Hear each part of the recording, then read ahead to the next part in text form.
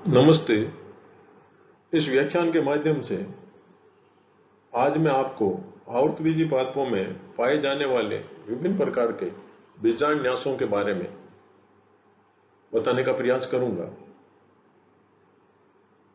बीजांड न्यास पुष्प के अंडाशय में बीजांड आसनों के विन्यास अथवा व्यवस्था को कहा जाता है।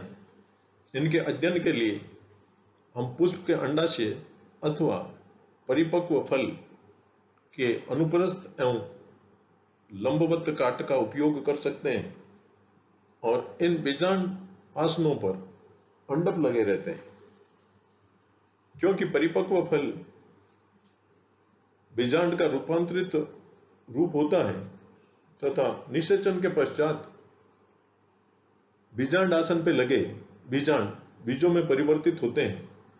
अतः आवर्तबीजी और पुष्पीय पादपों में बीजांड न्यास के अध्ययन के लिए फलों का भी उपयोग किया जा सकता है। जैसे हम मटर की फली में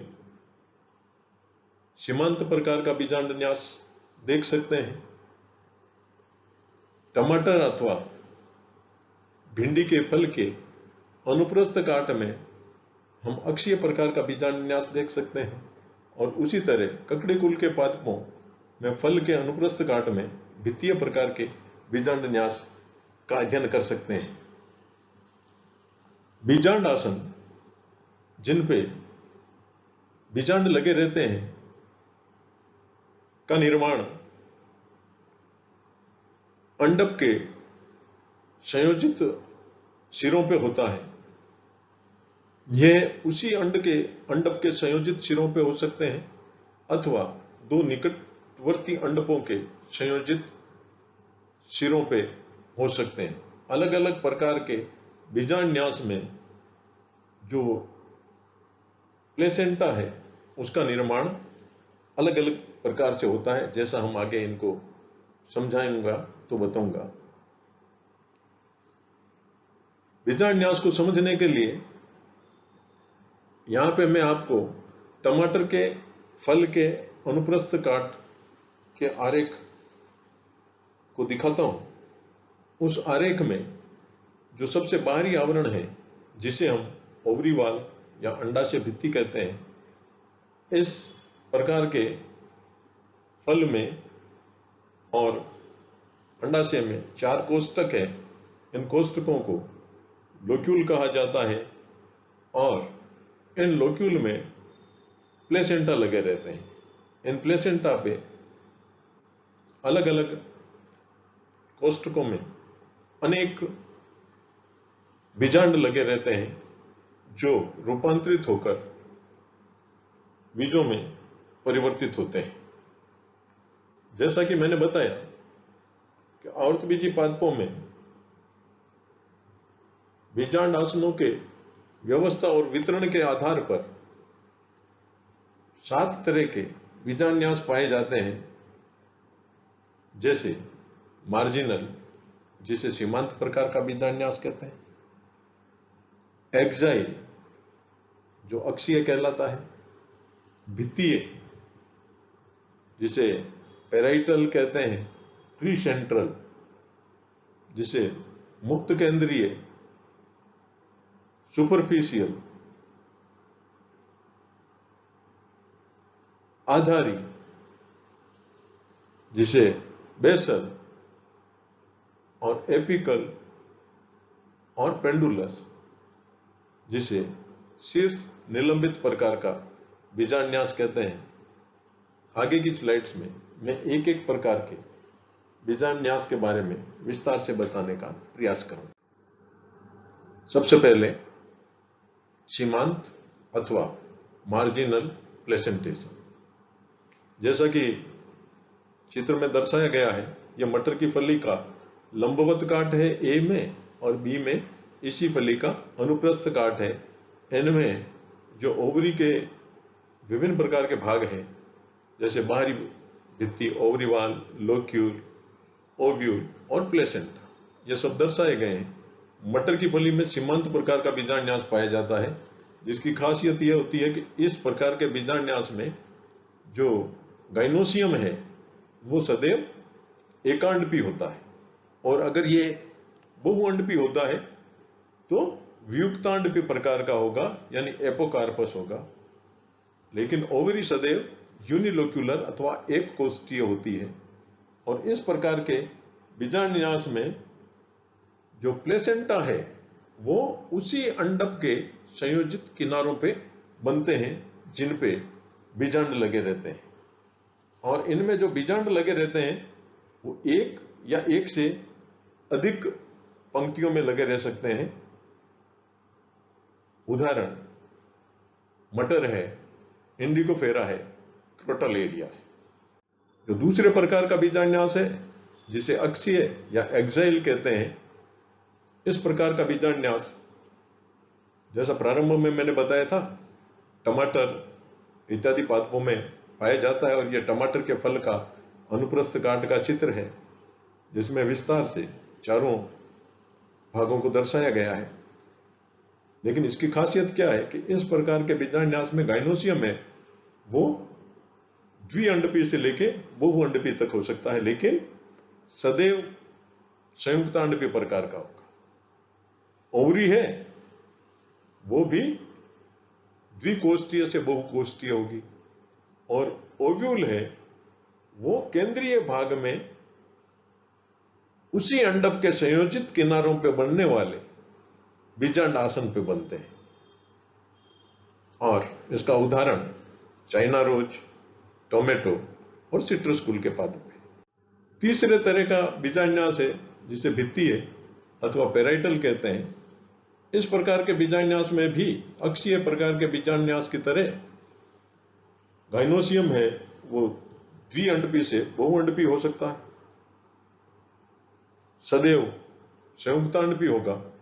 लेकिन इस प्रकार के बीजांडन्यास में जो अंडाशय है वो एक कोष्ठीय होता है। अगर इस प्रकार के अंडाशय में एक से अधिक प्रकार के कोष्ठ पाए जाते हैं तो वो रेपलम और फाल सेप्टम के द्वारा निर्मित पट के द्वारा होते हैं, जैसा कि अपन सरसों कुल के पादपों में दे सकते हैं। उनमें रेपलम का निर्माण होता है, इससे द्विकोष्ठीय अंडाशय हो जाता है। और इसमें जो बीजांड आसन है वो दो निकटवर्ती अंडकों के संयोजित किनारों पे बनते हैं तथा ये अंडाशय की परिधि पे लगे रहते हैं। इस कारण इस प्रकार के बीजांडन्यास को भित्तीय प्रकार का बीजांडन्यास कहते हैं।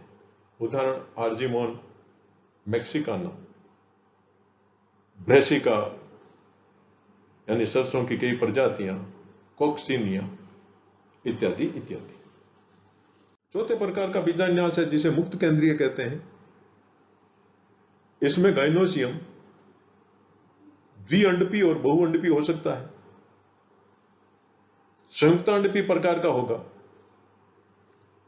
ओवरी है वो प्रारंभ से ही यूनिलोक्यूलर होगी अथवा परिपक्व होने पर जो ओवरी में बनने वाले पट हैं वो हासित हो जाते हैं। इसके कारण परिपक्व ओवरी एक कोष्ठीय होगी, और ओव्यूल है वो आधार भाग से निकलने वाले कॉलम के ऊपर समान रूप से वितरित रहते हैं, उसको अलंकृत करके रखते हैं। चित्र में इस तरह के बीजांडन्यास का युक्त ओवरी का ऊर्ध्व यानी लंबवत और अनुप्रस्थ दोनों काट दर्शाए गए हैं, जिनमें ओवरी के विभिन्न भागों को बताया गया है। इसमें आप स्पष्ट देख रहे हैं कि ओवरी पे बीच में बनने वाले छत्रकनुमा जो प्लेसेंटा है उस पे अनेक ओव्यूल लगे रहते हैं, और इस प्रकार के बीजांडन्यास के उदाहरण हैं एनागेलिस, स्पर्गुला, डायंथस आदि प्लांट। पांचवें प्रकार का है सुपरफिशियल, जिसे परिभित्तीय भी कहते हैं। यह बीजांड इस बीजांडन्यास में भी जो गाइनोसियम है वो द्विअंडपी से बहुअंडपी हो सकता है, सदैव संयुक्तांडपी प्रकार का होगा। ओवरी एकांडपी भी हो सकती है, जैसे जेंसियाना में होती है और बहुकोष्ठी एक भी हो सकती है, जैसे निम्फिया में होती है। इस प्रकार के बीजांड्यास में जो ओव्यूल है वो जो लंबवत सेप्टा बनते हैं इनमें, उनके आंतरिक सतह पे लगे रहते हैं। उदाहरण जेंसियाना और निम्फिया है। जैसा चित्र में दर्शाया गया है, इसमें जो सेप्टा है, सेप्टा की आंतरिक दीवार के ऊपर प्लेसेंटा लगे रहते हैं, उन्हीं प्लेसेंटा पे ओव्यूल लगे रहते हैं। छठे प्रकार का बीजांड्यास है जिसे हम बेसल अथवा आधारी बीजांड्यास कहते हैं। इस प्रकार के बीजांड्यास में ओवरी है वो मोनो और बाइकार्पलरी हो सकती है, सिंकार्पस होगी, लेकिन यूनिलोक्यूलर होगी, एक कोष्ठीय होती है। और बीजांड आसन का निर्माण है वो अंडाशय के आधार भाग से होता है और जिसमें केवल एक ही ओव्यूल लगा रहता है, जैसे हेलियंथस है, चिनोपोडियम है। सातवें प्रकार का जो बीजांड्यास है जिसे अपन एपिकल और पेंडुलस कहते हैं, इस प्रकार के बीजांड्यास में ओवरी मोनो और मल्टीकार्पुलरी यानी एकांडपी और बहुअंडपी हो सकती है, संयुक्तांडपी होती है और सदैव यूनिलोक्यूलर होती है। और जो बीजांड आसन है वो अंडाशय की छत में यानी ऊपरी भाग में लटके हुए रहते हैं, हैंगिंग मोड में होते हैं। इस कारण इन्हें पेंडुलस प्रकार का बीजांड्यास कहते हैं। एपिकल अग्रभाग में है इसके कारण और निलंबित है इसके कारण इन्हें पेंडुलस कहते हैं। इस प्रकार के बीजांड्यास को भी हम लंबवत काट में स्पष्ट रूप से देख सकते हैं।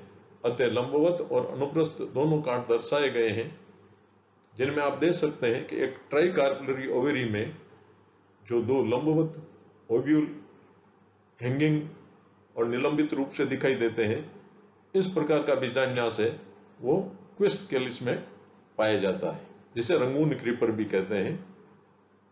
आज के इस व्याख्यान के माध्यम से मैंने आपको एंजियोस्पर्मी पादपों में पाए जाने वाले विभिन्न प्रकार के बीजांड्यास के बारे में बताया। आगे भी मैं अलग अलग शीर्षकों अथवा विषय से संबंधित जानकारी इसी माध्यम से देता रहूंगा। तब तक के लिए घर में रहिए, स्वस्थ रहिए, सुरक्षित रहिए, पढ़ते रहिए। जय हिंद।